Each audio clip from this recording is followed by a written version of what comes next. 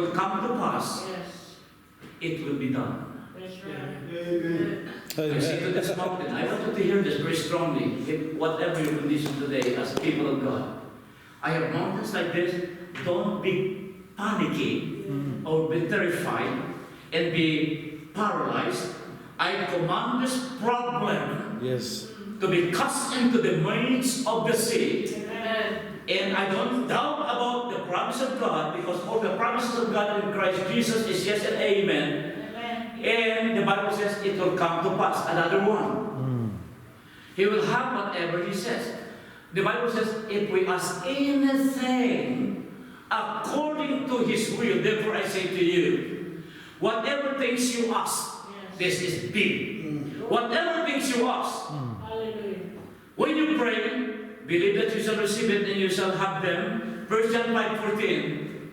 This is something that God can never disappoint you. Write it down in the tables of your heart. This is the confidence we have in Him. The totality of God that never lies.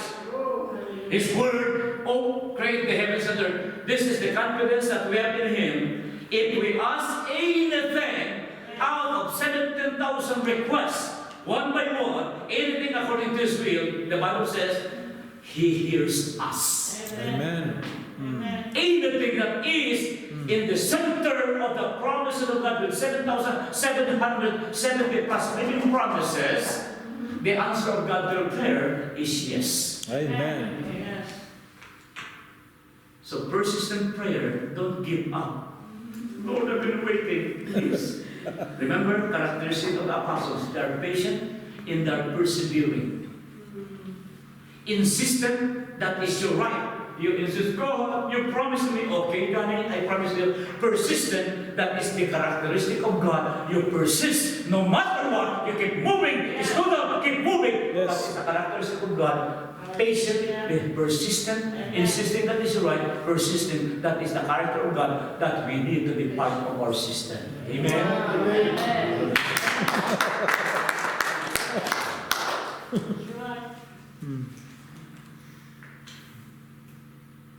There is a woman, a Greek, in the book of Mark 17:4-30. Syrophoenician woman by birth, but she was a Greek by bloodline. Now the daughter was sick of a demon-possessed power or control. And Jesus was, I can see Jesus trying to evade, because he was human at that moment in time. He tried to evade to find some privacy. Pastor needs some privacy. Yeah, we need some a break. Sometimes we don't want to receive call on a particular day. Jesus did that in the book of Mark. And he was trying to hide. But when that woman, Greek, heard that Jesus is around the town, I don't know how she did it, she found him.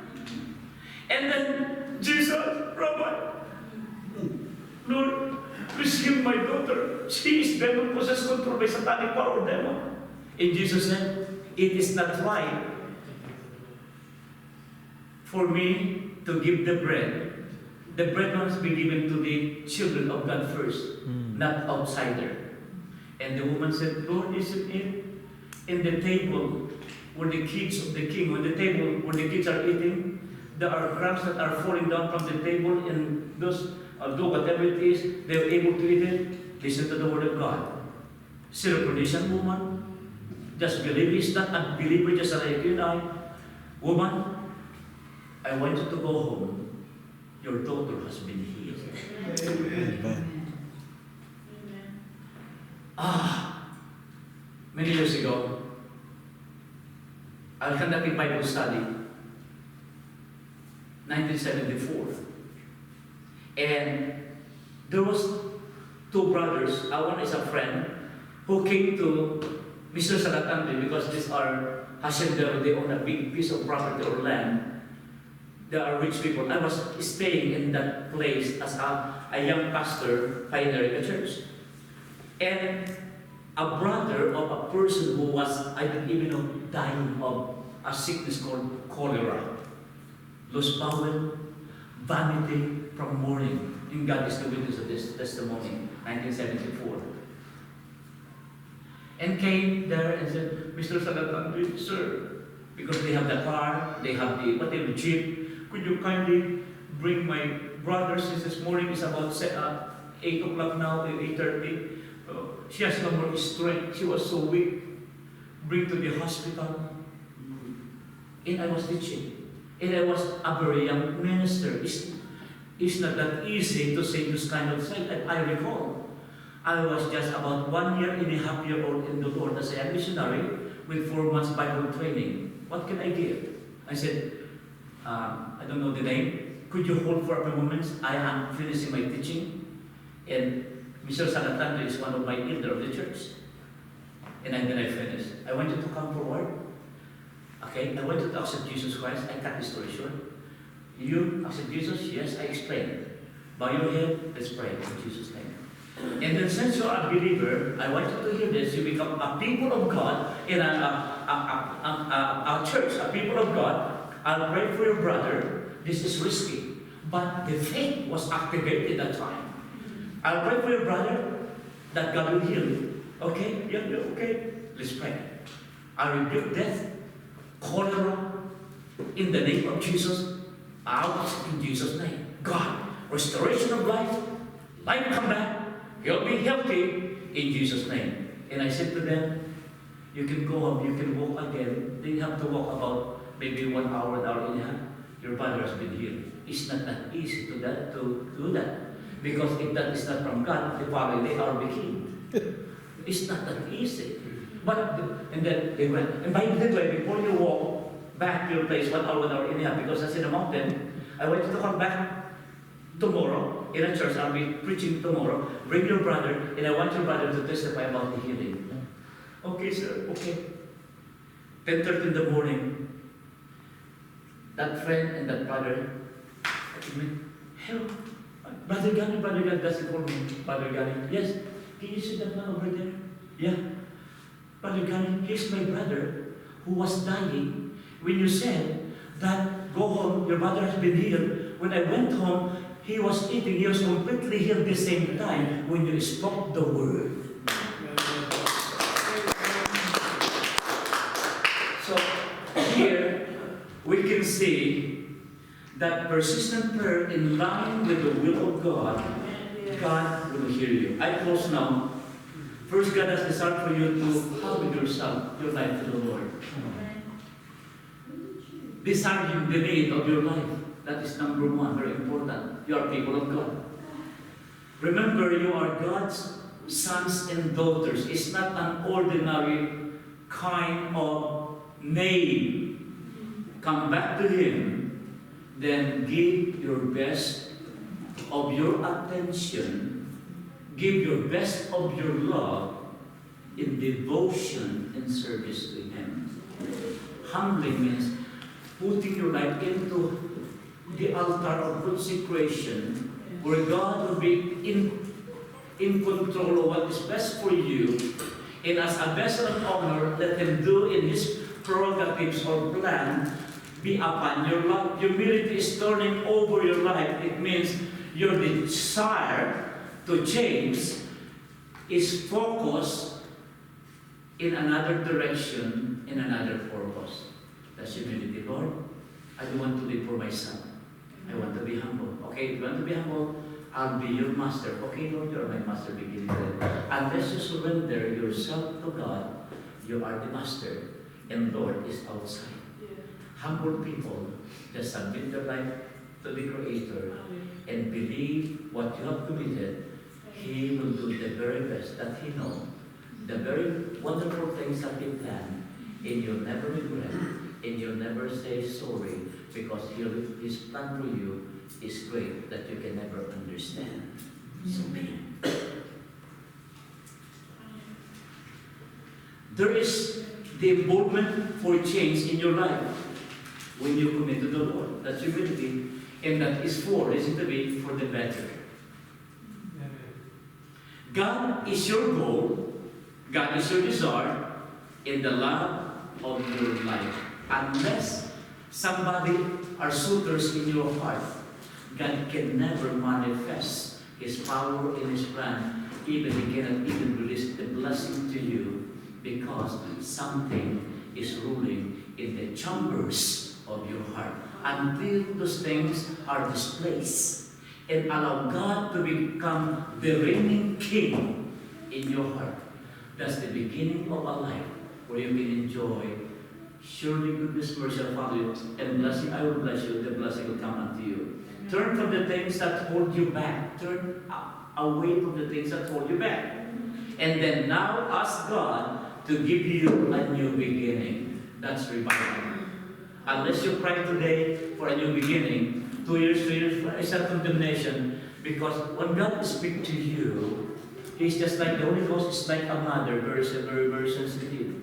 When you reject Him for the second time, reject Him for the third time, you are sinning against the Holy Ghost, which is unpardonable sin. The sad thing of that, it is not the process, not condemning, because God gives us all the avenues to be forgiven, and God is His mercy is there forever. But once the Holy Ghost, we call it ikabod, when a person keeps living in sin habitually, consistently, deliberately from the unrighteous life, once the Holy Ghost is beginning to move away, that is dangerous, because the conviction, sensitivity to sin will become, you cannot understand it is right or wrong anymore. The Holy Ghost is a great teacher, will teach you to all truth. When the Holy Spirit is moving out, that is very sad. So before it happens, it takes a while. But why wait that long when the time is now? Amen? The time is now. And so Lord, revive me now. Amen. Enough is enough for myself. And more of you. And blessing will surely come. Amen. Your more and I will come to here. So your prayer would be, Lord, revive me. That's a prayer. Lord, revive my heart. Lord, revive my dream. From earthly desire to desire more of you and more of your plans and more of your will. If that is your craving tonight, and you begin to understand that as I was speaking, that is the beginning of transformation. Something is being restored in the many compartments of your heart, and God is beginning to envelop that heart, and then eventually, as you cultivate that relationship, one day, Jesus will fill your heart. Hallelujah. Amen. Amen. You know what? This is the usual journey that usually it happened to us, and I'm almost there. It happened to a Christian. Many of us, that's include Christian, many of us come from the third world. We learn the word survival. I give you all the S, survival. We can survive. One meal a day, you work with your hand, go to the mountain, cut the wood to make it firewood, sell it to the marketplace to have a little income. That way, for it survival. That's fine. We learn to be survival in our life. Then later on in the survival, what's happened now is there's now some kind of opening to your mind, which is I must work hard. So I must go from survival stage to a place which means security. I have to work double job, extra job, or other things, and everything. So I will have security for my family. It's fine. But, double job, triple job, and family security. I will be secure. It's no longer survival. My family will be secure, and I have something that I can send my kids to high school, and little things that they can buy. But later on, that kind of letter is first survival. Second one is security. The third is what we call a desire to increase more. One, more success and investment and property to be successful. The third is you want to be successful. And even for a believer, oh Lord, I pastor the church. And one day, it will become big. And one day, I will drive a beautiful car. And one day, I have another income. I'll become well-known. I'll become a celebrity. That's wrong.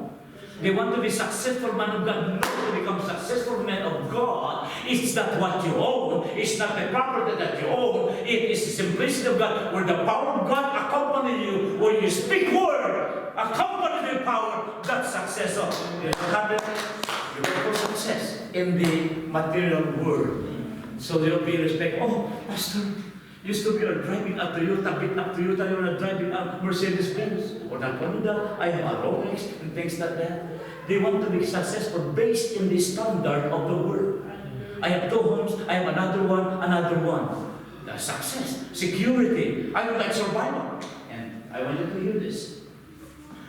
But the 4th one, more than the 3, when you become a man of God and asking God to revive you, to change your heart, your mind, and your direction, the number 4S is more than the 3, more than the success, is significance. The very life that is fashioned and patterned to the life of Christ, that eventually will be get by your sons and your daughters in the lifestyle of godly men and godly women who desire nothing but God, wait nothing but sin, continue to live in the realm of God.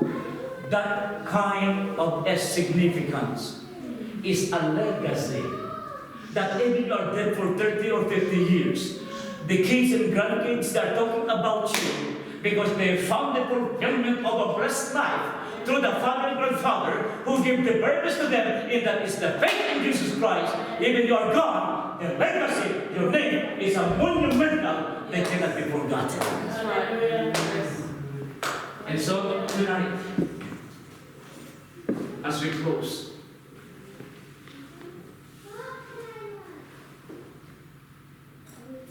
that significance with God, presence in God's life, in God's power, that is significance. That is a legacy. Not big houses, many cars. No. God! Yes. When you have the presence of God in His power, in His life, you have everything. I don't care about 20 million. Pastor Gani become an elder researcher of 20 million. You can have it. I will live by faith. As long as I have the presence of God and His power, I am contented. I cannot be blinded by money or fame or success. When you have Jesus in your heart, is revived. It reflects in all your system. The veins is, the heart is pumping the blood that is alive, that project your face, to your movement, to your talking, to your love, in simplicity, in humility, in once you pray, God hears.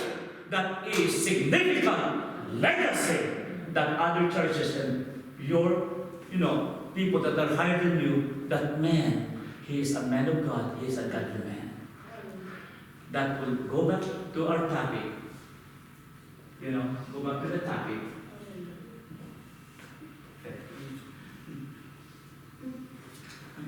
Hallelujah. Restoration to wholeness. Which means, Lord, beginning today, revive me.